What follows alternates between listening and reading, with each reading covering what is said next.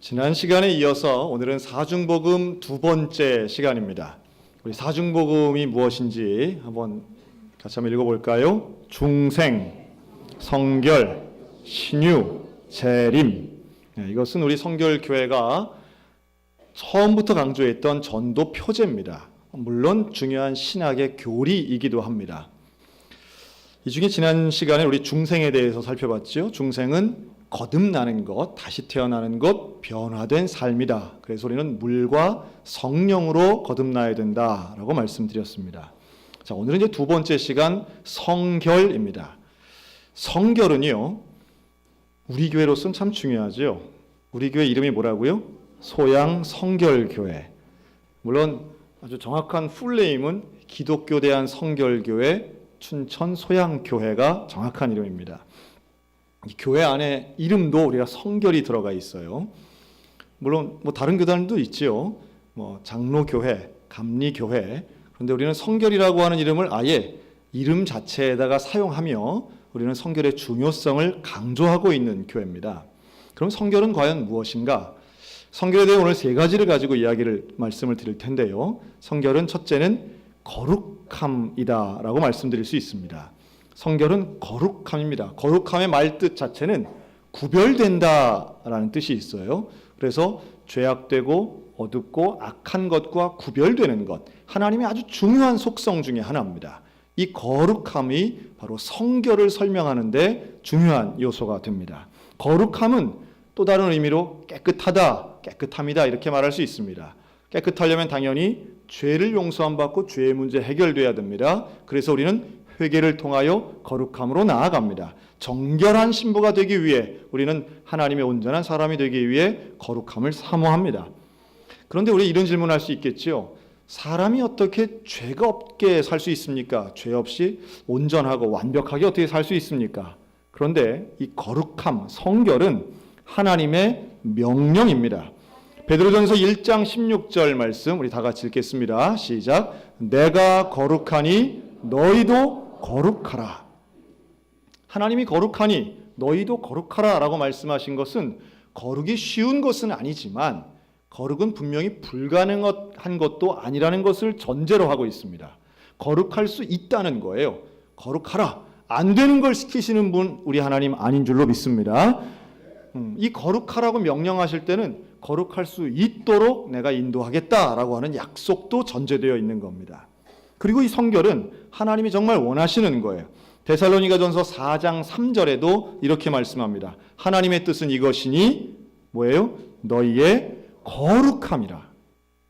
너희가 거룩해지는 것, 거룩을 유지하는 것, 거룩한 생활을 하는 것이 하나님의 뜻이고 내가 거룩하니 너희도 거룩하라고 하시는 하나님의 명령이 우리에게는 존재하니 거룩할 수 있는 줄로 믿습니다. 이 거룩이 성결과 연결되는 거예요. 오늘 말씀에도 오늘 읽은 히브리서 12장 14절에도 거룩함을 따르라 이것이 없이는 주를 보지 못하리라.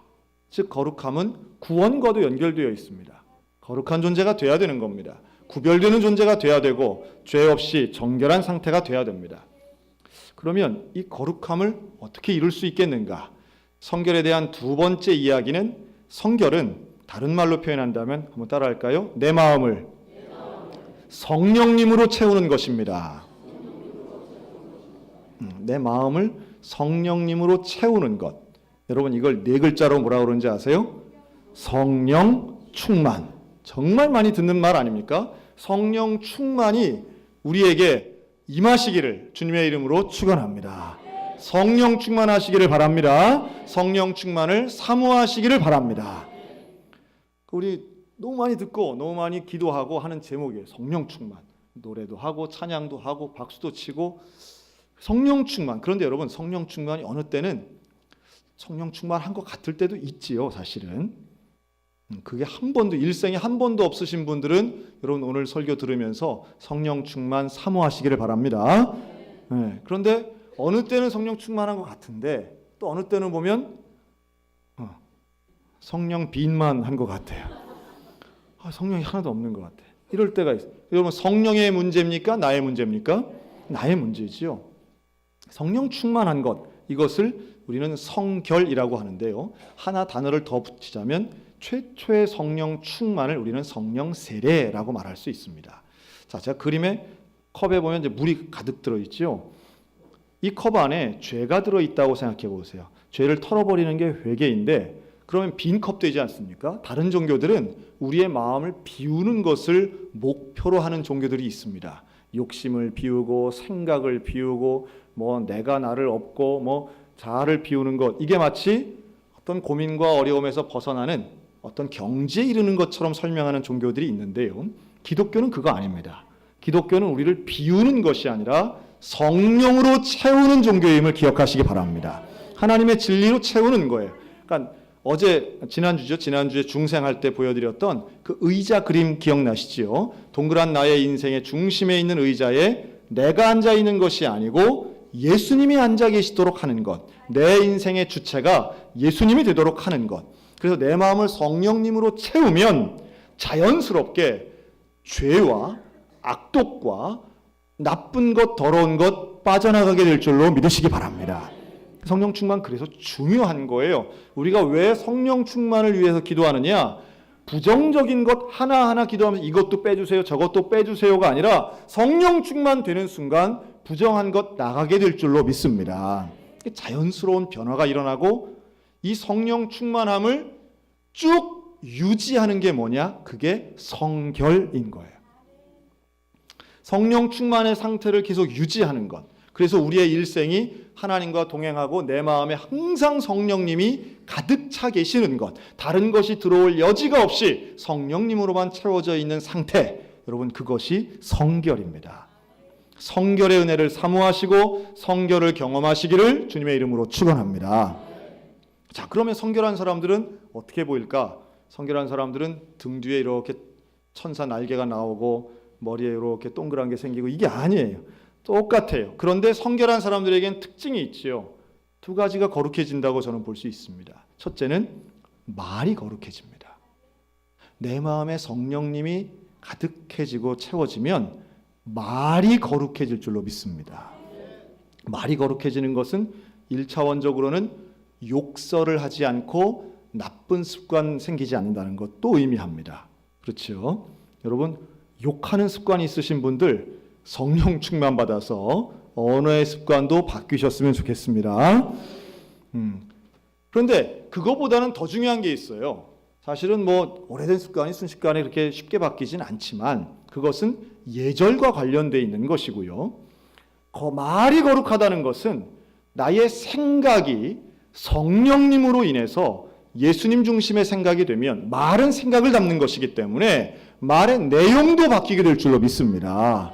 남을 죽이고 저주하고 불평하고 원망하던 말이 축복하고 살리고 하나님의 뜻을 전하는 말로 바뀌게 되는 것, 이것이 성결의 은혜를 받은 사람의 말의 변화인 것, 여러분 믿으시기 바랍니다. 이게 얼마나 중요한지 몰라요. 그래서 말이 거룩한 사람들은 하나님의 생각처럼 생각하고 하나님이 원하시는 말을 합니다. 여러분, 우리 소양교회가 성결교회가 되기 위해서는 말에서부터 벌써 하나님의 말씀대로 말하는 우리 성결교회가 되시기를 축원합니다. 말에서부터 달라지는 거예요. 언어 습관이 달라지는 겁니다. 자, 우리 옆 사람 보고 거룩한 말 합시다. 시작. 거룩한 말 합시다. 거룩한 말 합시다. 기왕이면 세워지고 칭찬하고 좋은 말 하는 것 필요하죠. 그런데 여기서 성결의 은혜를 받고 말의 변화, 말이 거룩해지는 건 시작이라면 정말 중요한 건 뭘까요? 행동이 거룩해지는 것입니다. 이 참 중요해요. 행동이 거룩해지는 것. 자, 행동이 거룩해지는 것도 시작이 있어요. 먼저 이렇게 예배당 와서 앉아서 예배드리는 여러분들 볼 때 얼마나 거룩해 보이는지 모릅니다. 그렇죠? 이것도 거룩한 일부분이라고 볼 수 있습니다. 또 성경을 습관적으로 보는 것, 참 거룩한 좋은 습관입니다. 여러분 식사하기 전에 뭐 해요? 먼저 기도하잖아요. 기도 몇 분 하세요? 3초, 2초 이렇게들 하시잖아요. 그것도 거룩한 삶의 일부분입니다. 또 찬양을 하는 것도 거룩한 삶의 일부분입니다. 여러분 찬양 드릴 때 전심을 다해서 찬양하시기 바랍니다. 말씀을 읽을 때도 정말 마음을 다해서 읽으시기 바랍니다. 그런 것들이 우리를 삶의 거룩함으로 분명히 인도합니다. 교회 안에서의 삶이 우리를 거룩한 습관으로 인도하는 것 분명히 맞습니다. 그런데요, 성결의 은혜를 받은 사람의 행동이 거룩하다라고 할 때는 예배당 안에서도 거룩하고 예배당 밖에서도 거룩하고 집에서도 거룩하고 직장에서도 거룩하고 사무실에서도 거룩하고 버스에서도 거룩하고 아멘 나올 때까지 거룩하고 예, 주방에서도 거룩하고 화장실에서도 거룩해야 될 줄로 믿습니다. 여러분, 이건 참 중요한 거예요. 우리 성결의 은혜를 받은 사람은요, 예를 들면 목욕탕 가서도 수건 아껴 쓰는 사람들입니다. 너무 유치한가요? 삶의 거룩함은 그런 데서 나옵니다. 콘도에 놀러 갔다가 나올 때에 방 정리하고 나오는 사람이 성결의 은혜 받은 사람인 거예요. 예배당 안에서는 참 거룩한 것 같은데 집에 가면 벌써 말부터 거칠고 가족들을 무시하고 생활이 게으르고 나쁜 습관 그대로 노출시킨다면 그는 아직도 성결의 은혜를 받은 사람이라고 볼 수 없습니다. 바로 이러한 문제 때문에 예수님을 찾아온 사람이 있었습니다. 지난주에는 니고데모 얘기를 했는데요. 오늘은 같은 사람이라고 보는 분들도 있지만 누가복음 10장에 나오는 율법사가 예수님을 찾아왔습니다. 율법사가 예수님을 찾아와서 질문합니다. 예수님, 성경에 보면 많은 계명이 있는데 그 중에 제일 큰 계명은 뭡니까? 여러분, 이 율법사는 계명을 잘 아는 사람이에요? 모르는 사람이에요? 잘 아는 사람이에요. 이 사람이 예수님에게 이런 질문할 때는 몰라서 묻는 게 아니에요. 참 고약한 분들이 있습니다. 몰라서 묻지 않는 질문들은 대개가 좀 고약합니다. 두 가지죠. 하나는 상대방을 곤란하게 해서 창피 주려는 거고, 또 하나는 내가 이만큼 안다는 걸 내세우려고 하는 거죠. 여러분, 질문할 때도 좀 겸손하셨으면 좋겠습니다. 저부터요. 그런데 이런 질문을 했는데 제일 큰 계명이 뭡니까? 라고 했더니 예수님이 그럽니다. 너는 마음을 다하고 뜻을 다하고 힘을 다하여 주 너의 하나님 여호와를 사랑하라. 신명기에 나오는 말씀이죠. 그리고 또 누구를 사랑해요? 내 이웃을 내 몸과 같이 사랑하라. 이보다 더 큰 계명이 없느니라 라고 말씀합니다. 참 중요하죠. 예수님다운 말씀이고 대답입니다. 하나님 사랑, 이웃 사랑을 말씀하신 거예요. 가장 중요한 계명이 뭡니까? 가장 중요한 율법이 뭐예요? 라고 할 때 예수님은 하나님 사랑하고 이웃 사랑하는 거다. 그랬더니 이 율법사가 그 다음 질문은 뭐라고 질문하냐 하면, 아, 그렇습니까? 그러면 그 이웃은 누굽니까? 라고 질문해요. 이 말은요, 하나님 사랑은 내가 잘 알겠는데 이웃 사랑이요? 그 이웃이 과연 누군데요? 라고 말해요.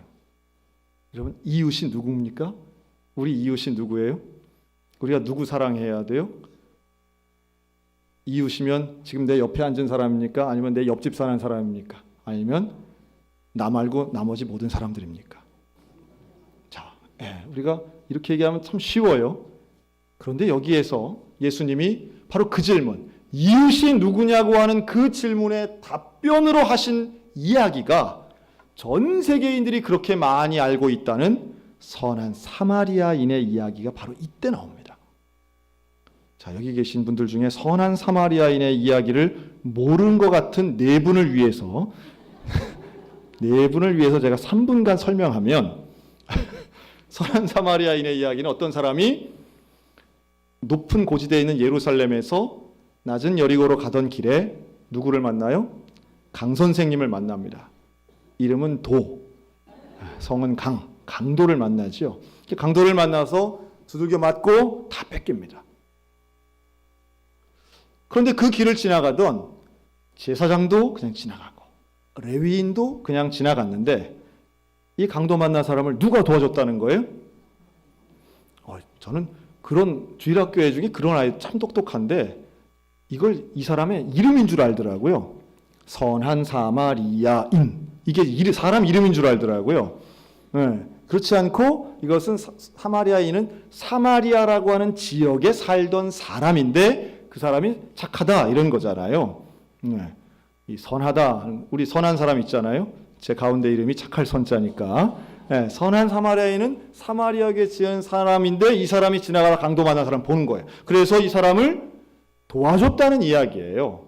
데리고 가서 치료해주고 치료비를 대신 내주고 그리고 주막에 맡기고 이 일을 하고 돌아오는 길에 내가 다시 줄 테니까 돈을 줄 테니까 이 사람을 좀 맡아주세요. 돌보아 주세요라고 부탁까지 한 이 사람의 이야기를 들려줍니다.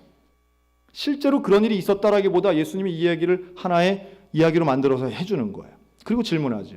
네가 보기엔 누가 이 강도 만난 자의 이웃이냐? 이웃인 것 같으냐? 그랬더니 율법사가 당연히 그 사마리아 사람이지요 라고 말합니다. 그랬더니 예수님이 너도 그와 같이 하면 된다. 너도 그와 같이 하면 된다. 최근에 이런 일이 있었습니다. 한 달 정도 됐는데요. 대전에서 한 택시기사가 택시를 운전하고 가다가 글쎄 이분에게 당뇨란 질병이 있었던 것 같아요. 그래서 택시 운전을 하던 중에 쇼크로 기절을 하신 거예요.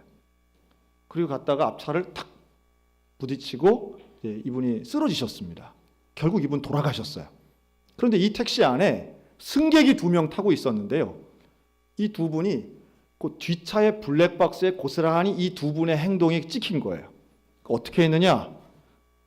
운전하던 기사가 쓰러졌는데 남자분이 가서 키를 뽑아가지고 트렁크를 열어서 자기 짐을 들고 그냥 가버린 거예요.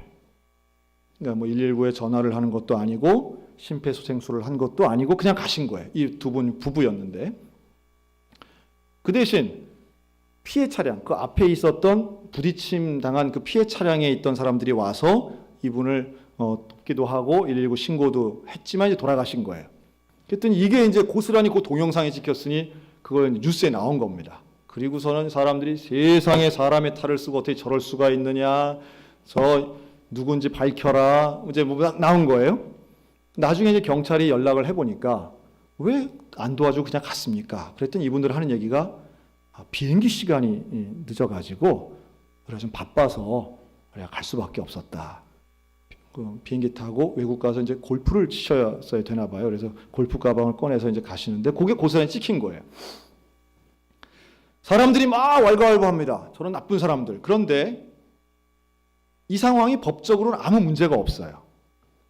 이 승객들에게는 돈을 내는 승객들에게는 구호의 의무가 없답니다. 우리나라의 법에서는. 물론 반대 상황이었다면 만약 승객이 저렇게 쇼크로 넘어졌다면 돈을 받는 기사는 그 사람을 어떻게든 구호하는 의무가 있지만 돈을 내는 사람은 의무가 없다는 거예요. 그러니까 사람들이 이 말이 되냐? 우리도 법을 바꿔야 된다. 그래서 외국에 있는 몇 개의 법을 이야기하면서 그 법이 뭔지 아세요? 그게 바로 선한 사마리아인의 법이라고 명령하는 겁니다. 누구든지 가까이 있는 사람이 도와야 된다라는 취지예요. 자, 그러면 사람들은 이 선한 사마리아인의 이야기를 어떻게 이해하느냐 하면 누군가 내 근처에 어려움에 속한 사람을 도와주어야 된다고 판단합니다. 여러분 그렇게만 이해하면 그것은 이 사마리아인의 이야기를 아주 1단계만 이해한 거예요. 예수님이 왜 이런 얘기를 하셨는지를 아주 1단계만 이해한 거예요. 율법사의 질문으로 다시 돌아가 보겠습니다. 율법사가 아까 뭐라고 질문한 거예요? 내 이웃이 누굽니까? 라고 말할 때 너도 이같이 하라고 말씀하시는 이야기, 이게 중요한 거예요. 그래서 실제로는 어려운 이웃을 돕는 이 사람이 주인공이 아니고요. 저 뒤에 동그라미 친 2명 있죠? 저 사람들 누구예요? 하나는 레위인이고 하나는 제사장이에요. 이 사람들에게 도울 수 있는 기회가 있었는데 그냥 지나치죠. 이 사람들은 왜 그냥 지나쳤을까요? 왜 안 돕고 지나쳤을까요? 이 사람들이 악해서 그런가요? 문제가 있어서 그런가요? 이들에게는 나름의 이유가 있어요. 레위인이나 제사장은 시체를 만지면 안 되는 거예요. 그런데 강도 만난 사람이 입이 철철 흐리고 쓰러져 있는 거예요. 만지는 순간 부정하다고 생각하는 거예요. 그리고 혹여라도 살아있더라도 내가 돕는데 도울 때 죽으면 그것도 율법적으로는 부정한 일이 되는 겁니다. 그러니까 책임 안 지고 나는 법을 지켜야 되기 때문에 갔다는 거예요. 여기는 아주 중요한 장치가 있습니다. 제사장이나 레위인은 율법사, 지금 질문을 한 율법사하고 비슷한 사람들이에요. 법을 알고 율법을 알고 누구보다 잘 알고 종교적 경험이 가장 많은 사람들은 그냥 지나가고요. 반면 사마리아 지역은 어떤 지역인가? 여기는 이스라엘 사람들이 볼 때는 아주 이방 사람들과 섞여가지고 문제 많고 죄악 많은 지역이 바로 사마리아 지역이에요. 자, 이거를 제가 이해하기 쉽도록 오늘날 우리 수준에 딱 맞춰서 한번 얘기해 보겠습니다. 어떤 사람이 피를 흘리고 쓰러져 있어요. 근데 그 옆에 누가 지나가요? 맨 처음에 목사님이 지나가는 거예요. 목사님이 지나가 딱 봤어.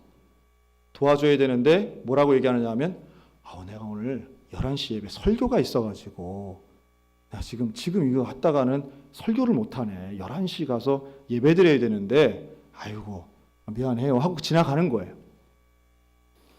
그 다음에 누가 와요? 권사님이 이제 오시는 거예요. 권사님이 와가지고는 이 사람 이거 어떡하냐 이거 참 불쌍한데 참 어떡하냐. 근데 나는 지금 빨리 우리 손주 유치원에서 와가지고 개 받아야 되는데 지금 빨리 집에 가서 받아야 되는데 이거 했다가는 큰일 나는데 얘도 지금 잃어버리면 안 되는데 하고 가는 거예요. 여러분, 바쁜 일이 있고 약속이 있고 예배를 드리는 일들은 다 중요한 일입니다. 다 나름의 이유가 있다는 거예요. 그런데 여기서 중요한 건 그 다음에 누가 나타나서 이 사람을 돕겠어요?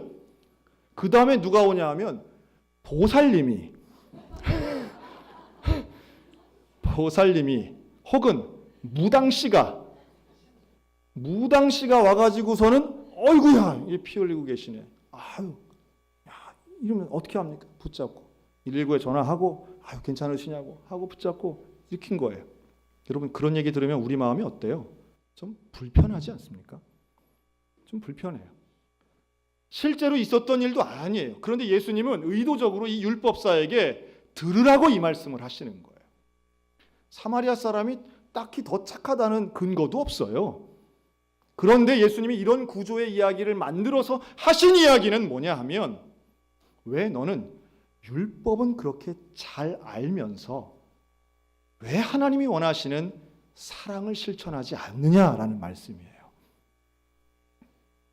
제일 큰 계명이 무엇인지는 그렇게도 궁금해하고 그렇게도 관심이 있으면서 하나님이 그토록 원하시는 사람을 사랑하고 사람을 수용하고 차별하지 말고 누구나 똑같이 대하고 누구나 다 품을 수 있는 그런 마음은 왜 너에게 없느냐라고 말씀하는 거죠.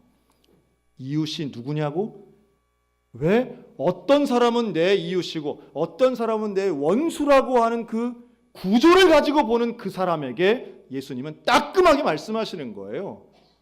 강도 만난 사람한테 너는 이웃이 아닌 거야. 네가 그렇게 무시하고 싫어하는 사마리아 사람이 이웃인 거야. 제가 이 말씀을 준비하면서 생각난 게 있었어요. 제가 군대에 입대해서 훈련소에 이제 들어갔습니다. 제가 갔던 훈련소가 저 철원에 있는 3, 4단 신병교육대에 들어갔습니다. 그때 가서 패골부대죠. 근데 신병교육대에 들어가서 저희 같은 동기가 한 150명 정도 됐습니다. 그리고 내무반 생활을 쫙 하는 거예요. 첫째 날 저녁에 이제 뭐 밥도 못 먹고 뭐 디글디글 구르다가 와가지고서는 이제 저녁에 이제 자기 소개들 쫙 하는 거예요. 소개하는데 뭐 각 잡고 앉아가지고 뭐 하다 이제 왔는지 쫙 얘기하잖아요. 근데 그 내무반, 저희 소대 내무반원 중에 제 맞은편에 있는 친구가 뭐라 그러냐면 자기는 선문대학교 신학과를 다니다가 왔다는 거예요. 선문대학교는 어디냐면 통일교에서 만든 대학교입니다. 통일교가 앞에 앉아 있는 거예요. 제가 저보다 키도 작고 저도 뭐 몸이 좋은 건 아니지만 저보다 훨씬 빼짝 말랐어요. 그래서 갑자기 저는 군대 와서 뭐 이렇게 참 시대에 빠졌다가 갑자기 제 안에 전투 본능이 확 일어나더라고요. 왜냐하면 통일교니까.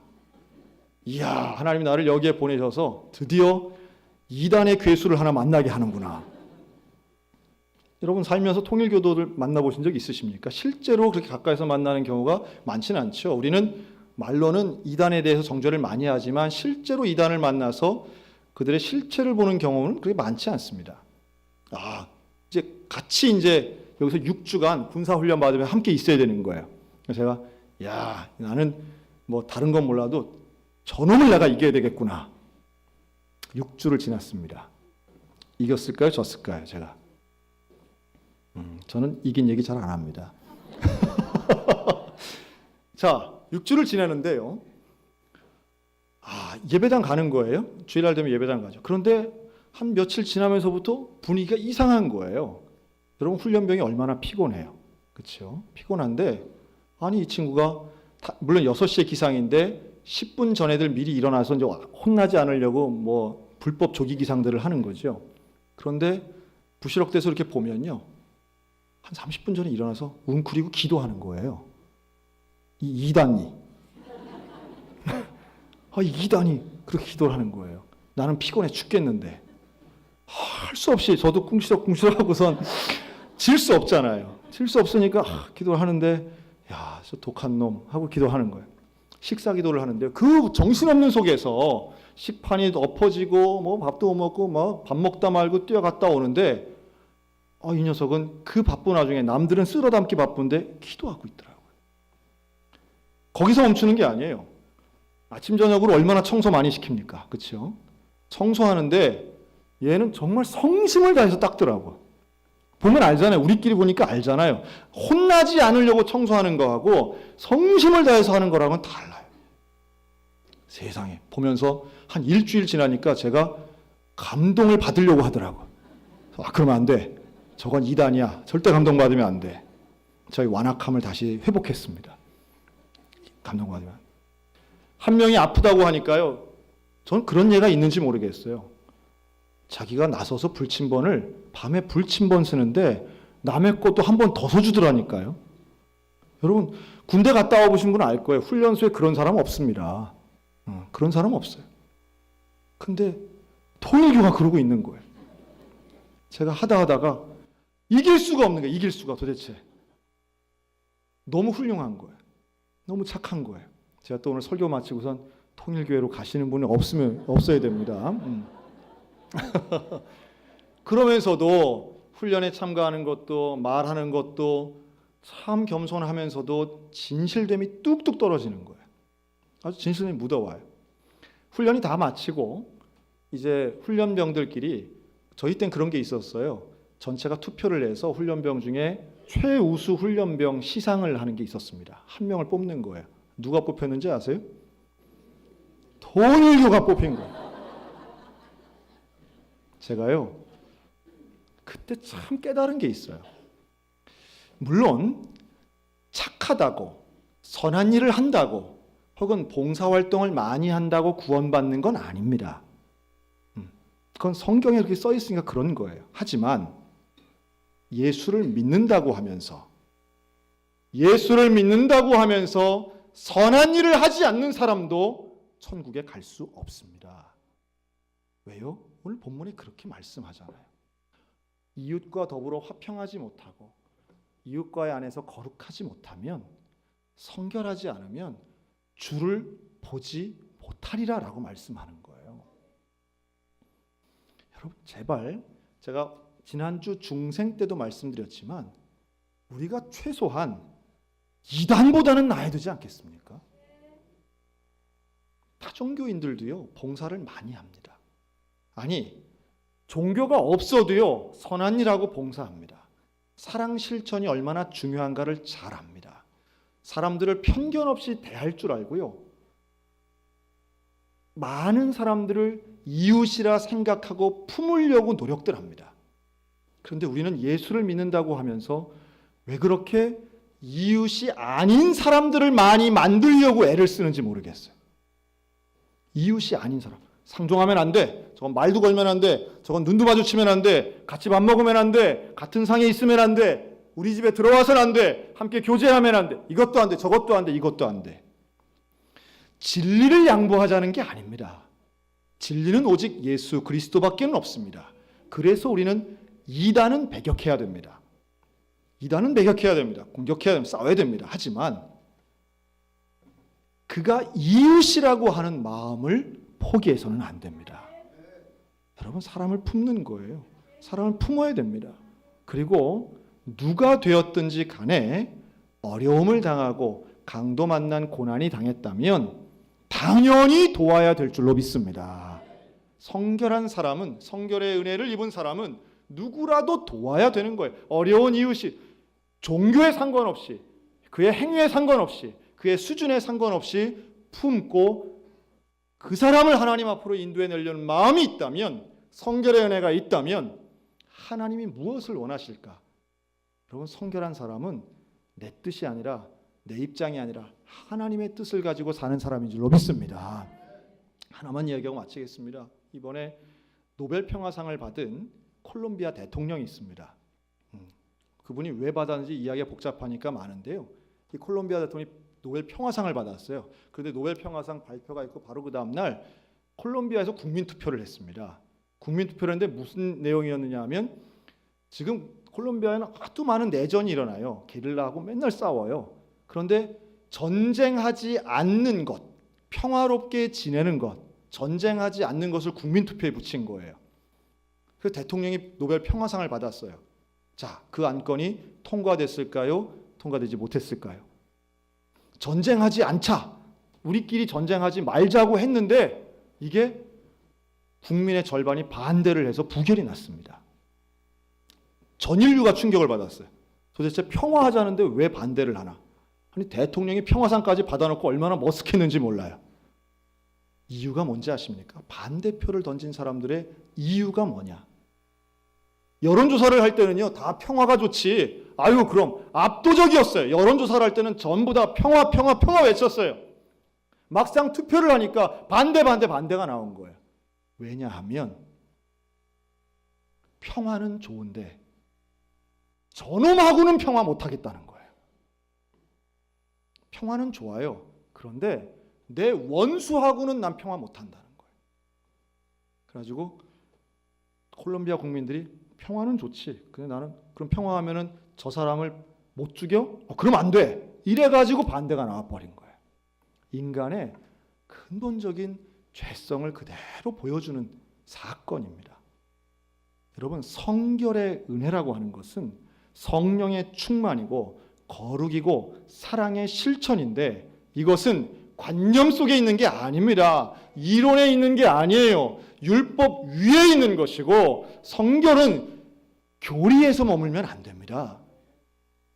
우리 머릿속에만 머물면 안 되는 것이고, 성결한 사람은 예수님이 보고 계시는 우리의 일상 속에서, 우리의 삶 속에서 성령 충만이 예배당 안에서만 이루어지는 것이 아니라 집에서, 길에서, 거리에서, 직장에서, 나의 삶의 현장 속에서 하나님의 사랑을 실천할 때에 성결의 역사가 일어날 줄로 믿습니다. 날마다 성령 충만하고 날마다 거룩하여 세상 속에서 구별되고 사랑의 실천을 내가 손해가 되는 한이 있더라도 하나님이 원하시는 그 삶을 실천함으로 우리 평생 사모하는 성결의 은혜를 경험하는 우리 성결인들 다 되시기를 주님의 이름으로 축원합니다.